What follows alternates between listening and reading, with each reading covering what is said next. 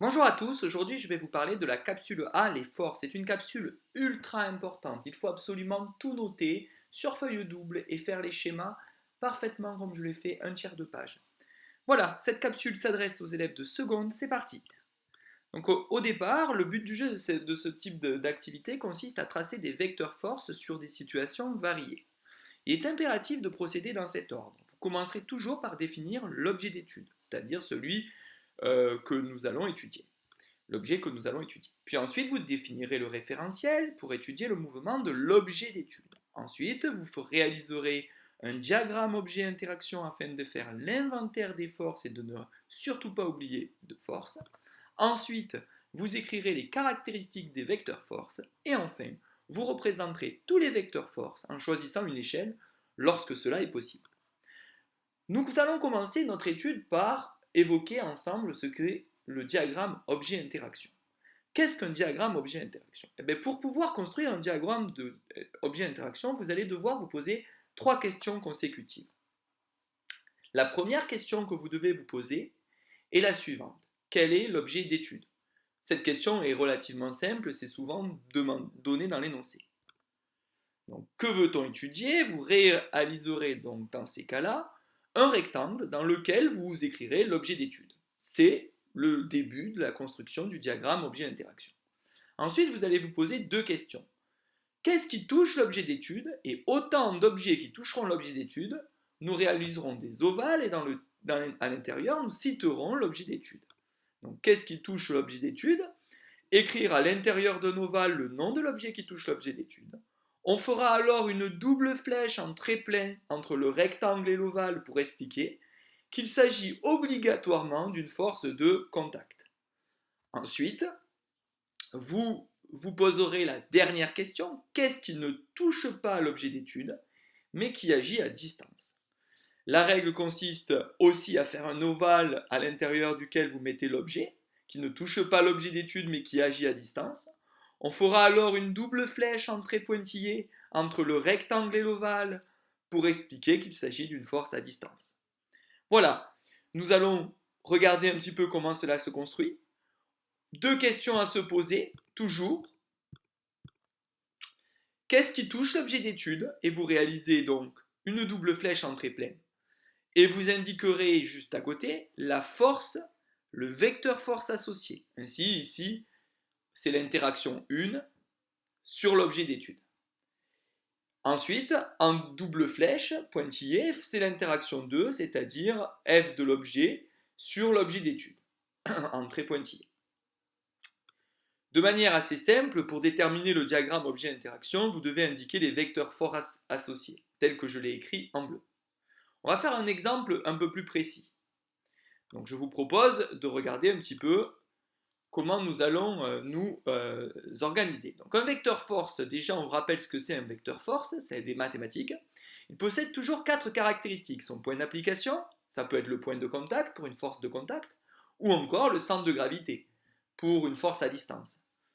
Sa direction, horizontale, verticale, oblique, ou son sens, vers la droite, vers la gauche, vers le haut, vers le bas, ou enfin sa valeur, qui s'exprime en newton. On commence par étudier un peu la situation cocasse. Donc je vous propose de faire un schéma un tiers de page. On étudie ici un soldat qui est en train de skier et qui est tiré par un cheval à l'aide d'un fil. Donc c'est une situation un peu cocasse. Je vous demande de refaire ce schéma proprement. Si vous avez des talents de dessinateur, c'est le moment de vous donner à cœur joie. Vous avez vu que moi aussi j'ai des talents euh, incroyables. Et nous allons nous intéresser donc à ce soldat qui est en mouvement rectiligne accéléré dans le référentiel terrestre. Le but du jeu de cette activité consiste à représenter tous les vecteurs force sur le soldat. Pour cela, vous allez respecter exactement tout ce que nous avons dit. Nous allons respecter en 1, nous devons citer l'objet d'étude, en 2, définir le référentiel, en 3, effectuer l'inventaire des forces pour, évidemment à l'aide d'un diagramme objet-interaction pour ne pas oublier de force, en 4, préciser toutes les caractéristiques des vecteurs force et en 5, nous réaliserons les vecteurs force sur ce schéma. Donc on commence, définir l'objet d'étude, c'est le soldat. En 2, définir le référentiel pour étudier le mouvement, c'est le référentiel terrestre. En 3, il s'agit de faire le diagramme objet-interaction.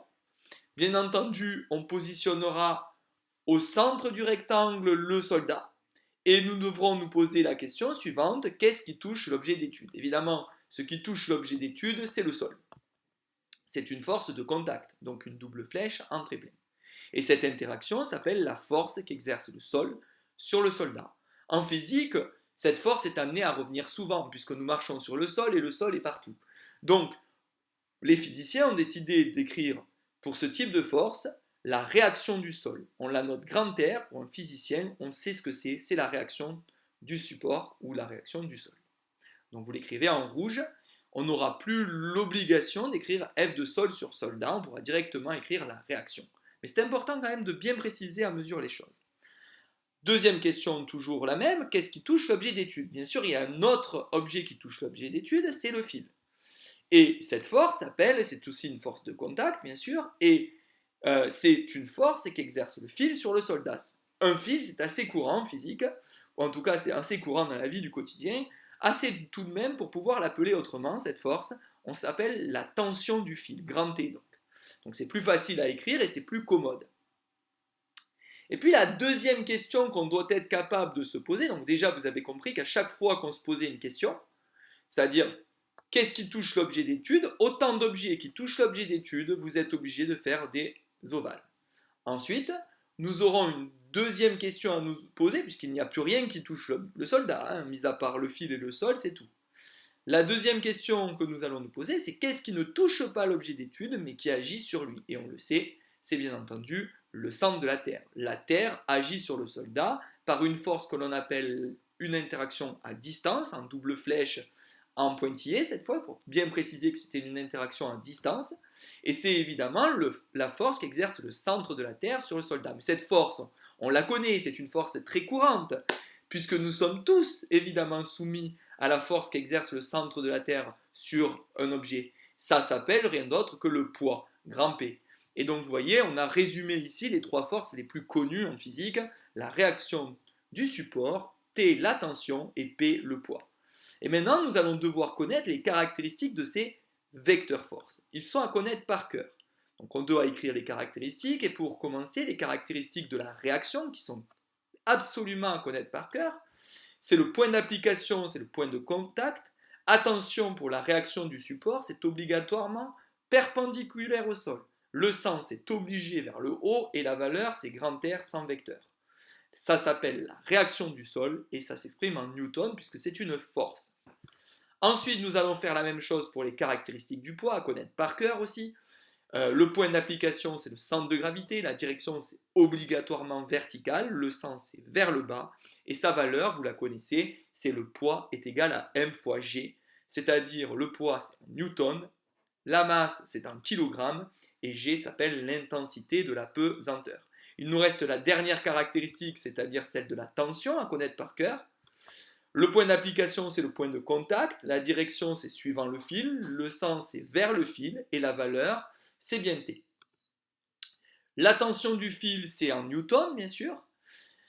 Nous allons maintenant nous intéresser donc à la représentation de ces vecteurs force. Donc, on refait ce schéma à un tiers de page proprement avec vos talents de dessinateur.